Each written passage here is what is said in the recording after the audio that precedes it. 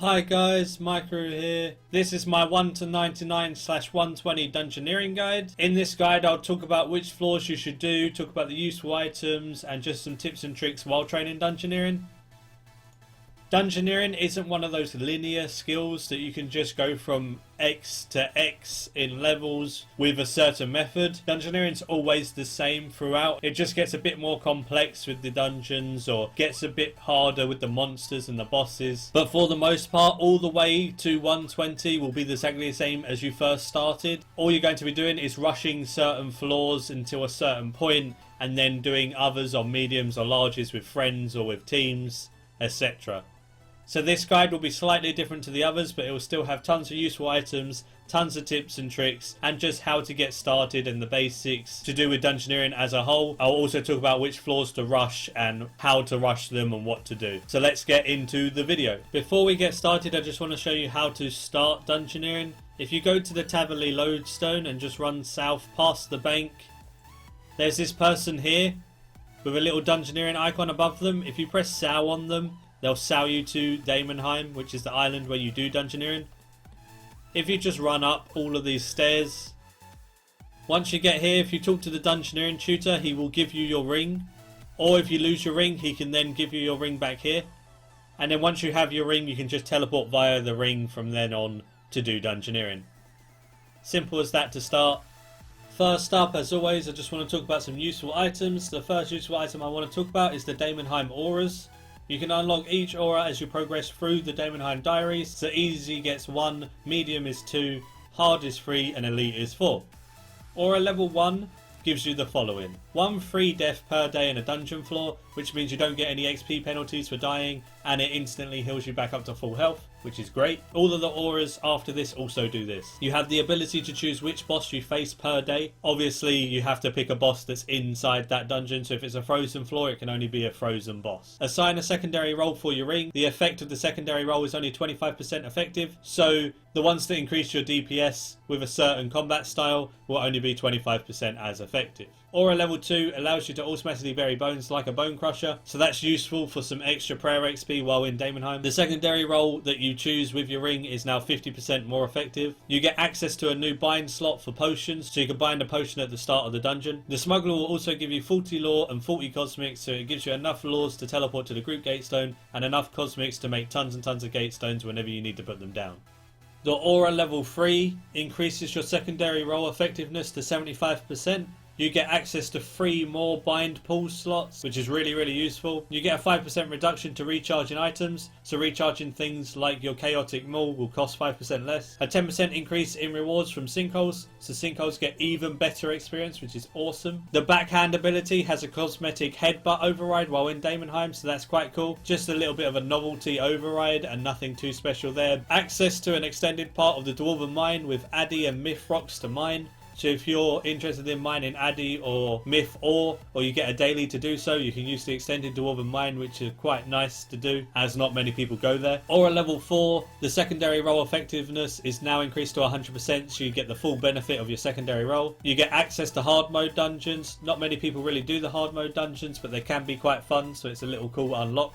You get a 10% discount from the smuggler, so everything the smuggler sells, all rewards are 10% off. So your charm and imp will now cost 90k instead of 100k, so that's pretty cool. You unlock the create gatestone 2 spell for a second gatestone, so you can have 2 gatestones in every single dungeon you go to, so it just allows you to teleport around much more freely. And lastly, activating the aura gives prayer back on buried bones while in Daemonheim for 1 hour with a 4-hour cooldown. So it's pretty much like having the demon horn and bone crusher necklace, as it automatically buries the bones for you and you get prayer back for the buried bones, which is a really nice little addition, as if you've got soul split you can just never ever die in Dungeoneering for that hour pretty much.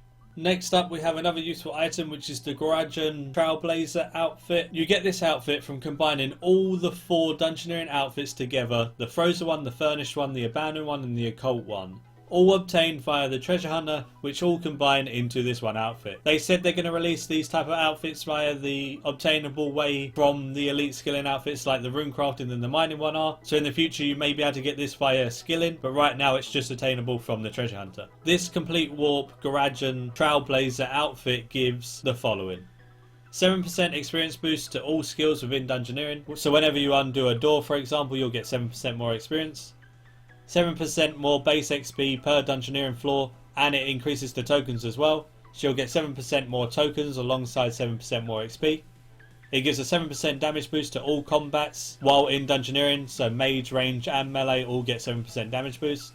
7% discount in the reward shop and floor prestiging, so your Charming Imp, your Bone Crusher, etc. are even more cheaper with this outfit. You get a +3 level boost to all stats in Dungeoneering floors, so when you're trying to undo a door and it's 96 and you're only 93, you'll be able to do it with this outfit giving you a free boost without even having to make any portents. You get Ice Walking Boots passive to stop slipping on the ice in dungeons. So whenever you have the frozen floor where you have to do the puzzle or kill the boss, you won't slip on the floor and you'll be able to walk around. You get the ability to skip a puzzle in a dungeon once per floor. So if there's a puzzle like the ferrets that you really don't like, you can skip them with this outfit once per floor. You have a 20% chance of not using up a Dungeoneering lock melter. Dungeoneering lamps from sinkholes give 10% more XP also.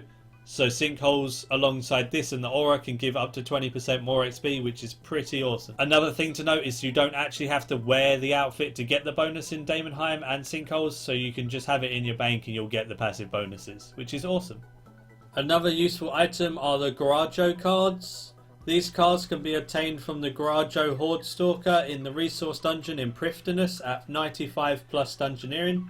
Once you have unlocked and entered this resource dungeon, you can see Gorajo sitting on a box near Thok in Daemonheim, near the guy where you buy the rewards. And you can get a free card from him every day, which can benefit you in a dungeon. You are limited to 1 solo and 1 team card at a time. You can obtain that 1 card a day from Gorajo. Each card gives special effects for 1 Dungeoneering floor where you activate it in. For example, a cloning mosquito doubles the tokens for the dungeon you complete with it active. If it's a solo card, it only doubles your tokens, but if it's a team card, it will double everyone in that party's Dungeoneering tokens for that floor. So it's a really cool little thing, especially if you do it with your friends. You all can get a card and then you can all benefit each other with your team card. I will include a Wikia link in the description with all of the different cards you can get. This way you can have a read and see which card does what. There's some really awesome benefits from these cards, so if you have 95 Dungeoneering, I definitely advise getting these every time you do a Dungeoneering floor at least once a day. Especially if you do the dailies like myself, getting 1 card while doing the dailies and then getting a bonus from the card just adds to how awesome the dailies are. Using invention with Dungeoneering is super useful. There's 2 really good items you can do with invention. The first one is the Dungeoneering Party Simulator. This is an invention device that is part of the Cave Goblin tech tree. It requires 55 Goblin currency and 70 invention to unlock. It is a consumable device that increases the Dungeoneering experience gained from completing Dungeoneering floors in parties of 4 or fewer players. It simulates having 5 people, so the ratio of having 1 person is a 1-to-1, but when you have 5 people it's a 5-to-5. So if it simulates a 5-to-5 ratio, you get a bit more experience for your troubles. The second item is the Dungeoneering Lock Melter. This is an invention device that is part of the Dwarven tech tree. It requires 55 Dwarven currency to unlock and also requires 70 invention. It is a consumable device that stacks in your inventory, which is always really nice. This lock melter allows you to consume it to skip any door in a Dungeoneering floor. You can use only 1 lock melter per party, so if someone else uses it in your party and you go to use one, you won't be able to use yours. It's limited 1 per party, but can really help for those really annoying doors like the ferrets. Next up we have sinkholes, the daily D&D for Dungeoneering. Sinkholes run every XX30 game time, so every 30 minutes past the hour, so 1:30, 2:30, 3:30 and so on. You get to the sinkhole by teleporting via Talzar at the Dungeoneering camp in Daemonheim where all the little tents are. Sinkholes can be done twice a day, although you can do both at the same time in the same lockout, as the sinkhole lasts long enough to re-enter it after completing it once. So you can do it twice a day, but you can do both of those times in the same half-an-hour lockout, which makes it a really easy, really quick D&D to do. Sinkholes always give tokens and can win additional prizes at the end. These prizes at the end vary from more tokens to huge XP lamps. Sinkholes can be amazing XP every day, or another way to obtain those tokens you need for your Charming Imp and Bone Crusher. Definitely would recommend doing sinkholes if you don't do already. as they can be a really good way to boost your Dungeoneering level or your Dungeoneering tokens. So when you're first starting off with Dungeoneering, in order for you to unlock complexity 6, you need to complete one floor on each previous complexity. So right at the start, complete your first floors on small dungeons going from complexity 1 all the way through to complexity 5, and then once you've completed complexity 5 you unlock complexity 6. Never ever go lower than C6 even when rushing floors. It's completely not worth it. It takes maybe an extra minute to do a small C6 rather than a small C1 because you might get 1 or 2 puzzles during that floor. That extra minute gives you 90% more experience. It's completely not worth doing it on C1. It used to be a long time ago and people are stuck in bad habits and do C1 rushes. Always do C6 rushes, never ever C1.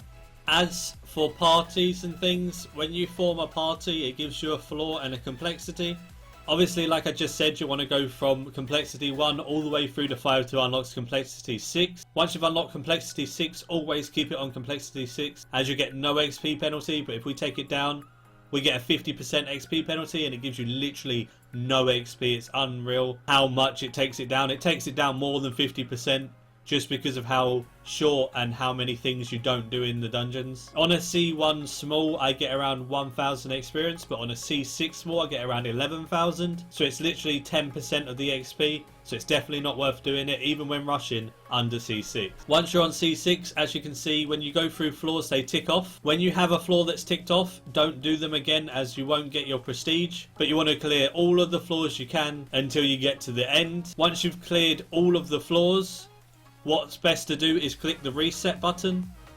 This reset button allows you to do the floors all over again. As you can see, my current progress is 19 and my previous progress is 57. So every time I complete a floor, I have prestige 57. So I get a multiplier increasing my XP per floor because I have 57 prestige. So say you get to floor 25 and then you prestige, you'll have prestige 25 and get more XP. You'd go all the way until you can get to like 29 or 30, now you're a higher level. You'd prestige then and proceed through the floors again in order to get more XP this time around, as your prestige will be 30, not 25. They're really important things to note. And also another important thing to note is turn your XP share off. If you have XP share on, other people get your XP and you get their XP. And a lot of people don't share their XP, so you'll be sharing your XP and getting nothing in return. So turn that off to get the maximum amount of XP per floor. And also when you're doing it with people who don't want XP in certain skills, they might get angry with you, so make sure your XP share is turned off. Once you're inside a dungeon, if you don't have the aura or you don't have any runes in your bind setup, you can trade the smuggler with the coins you get. You can buy the rune essence with the coins. I'd advise making laws and cosmics, so make some cosmics. Once you made a couple of cosmics, make the rest as law runes. This way, when you use your mage spells, you can create a gatestone with the cosmics, which you can put down, and then you also have the group gatestone that you can teleport to with the laws. This way you can speed up floors so much by being able to teleport around. So say I complete half of it and it's a dead end and I require an extra key, I can drop my gatestone and teleport it back to it at any time with the gatestone teleport spell. Another thing you want to do is make sure your bind setup is accurate. So as you can see from my bind setup, I have a melee weapon and a melee armor. I have the Shadow Silk Hood as it's good and it gives passive bonuses. And then I have a Sagittarian short bow for range. It's good to have two different styles because a lot of bosses can protect from a certain style and then you're going to need a second one to then use when they pray that one. Also, some bosses need to be shot from far away, and if you're just using melee you won't be able to kill those bosses. So it's good to bind both a melee and a range, or a range and a mage, etc. But in order to set up your binds, just click and drag whatever you need, click it on there. Once you've done that, you can press this arrow to load it and it would load it onto your character, and then you're good to go. You unlock different binds at different levels, so the higher level you are, the more bind loadout slots you can have. You also unlock the potion slot when you get the Daemonheim aura too. Some more useful information is that you want to set the dungeon on the same size as your party size always. You get XP penalties if you do a lower size difficulty than the members in your party. So if you have 4 members in your party and you choose to do party size difficulty 1, you're going to lose out on so much XP it's not worth it. So if you have a party size 5, do party size 5. Even if the star is next to the 3, do party size 5 to get the maximum amount of XP. Small dungeons are fast and low XP solo, and you can also do them in a group to speed them up a bit. Medium are good XP while soloing, and you can't do larges on your own, so soloing high floors on medium, if you're doing it solo, is the best way. It's even better XP with 2 to 3 people though. Large is the best XP with 5 people, but it's doable with 3 to 4 people as well. So if you have 4 or 5 people, you should definitely be doing larges, as it's not really worth doing the others unless you're rushing the smaller floors in order to get to your larges with your 4 or 5 man team. Divination in dungeons is super useful. Divination in Dungeoneering allows you to make portents of passage. Portents of passage scale with energies you harvest. So the higher tier of energy you harvest, the better the portent will be. The portent boosts your level by a certain amount in order to unlock skill indoors, and this amount can be increased with multiple portents if needed, as they are stackable. So for example, a portent of passage IV, which means 4, will boost 4 levels. But if you require 6 levels to unlock a door, and you cannot get a portent of passage 6, you can use any amount of portents in order to boost a total of 6 or more to unlock it. This really helps boost the total amount of XP per dungeon by opening up all the doors. Obviously doors like this aren't needed to be undone, but Divination can easily undo them and then lead for you and your team getting more XP for the floor. Definitely worth doing. If you find a skilling door that is only a few levels higher to open, make a portent of passage and open up that door. So the big question is, which floors do I do? So which floors to rush, which ones to do? Whenever it says rush in this table, always rush the floors on C6 small.